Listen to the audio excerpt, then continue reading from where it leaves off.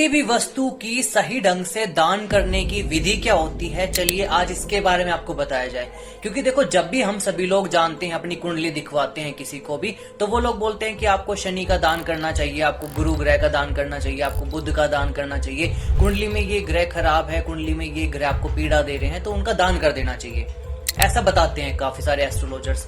तो लेकिन दान करने की जो सही विधि है वो क्या है, चलिए उसके बारे में आज आपको बताया जाए। जब भी आप किसी भी चीज का दान करते हो, किसी भी ग्रह का आप दान करते हो, तो सबसे पहले आपको संकल्प लेना पड़ता है। तो आपको अपने हाथ में जल ले लेना है, थोड़े से अक्षत ले लेने हैं, और फिर अपना नाम बोलना है कि मैं फला, मेरा ये नाम है, और मैं अपने इस ग्रह के दुष्प्रभाव को कम करने के लिए, इसकी पीड़ाओं को कम करने के लिए, इसको शांत करने के लिए, और इस ग्रह के अच्छे प्रभावों को पाने के लिए मैं इन चीजों का दान कर रहा हूँ। फिर उसके बाद आपने जो ये जल है ये धरती पर छोड़ देना है। छोड़ने के बाद फिर आपने अपने ही हाथ से 3 बार उन वस्तुओं को छू लेना है जिनका आप दान कर रहे हो।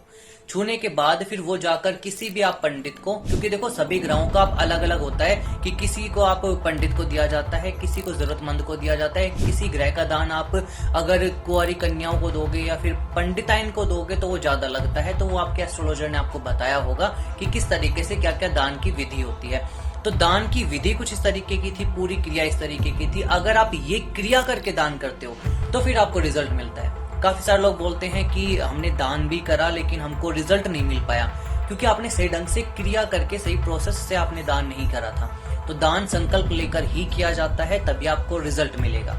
ध्यान रखना कि जप करने से, किसी भी ग्रह के मंत्रों का जप करने से ग्रह खुश होता है, उसका रत्न पहनने से ग्रह बलवान होता है। और लेकिन जब भी ग्रह का आप दान करोगे तो ग्रह शांत होने लगेगा। तो ज्यादा से ज्यादा इस रील को शेयर कीजिए ताकि लोगों को दान करने का सही मतलब पता चल सके।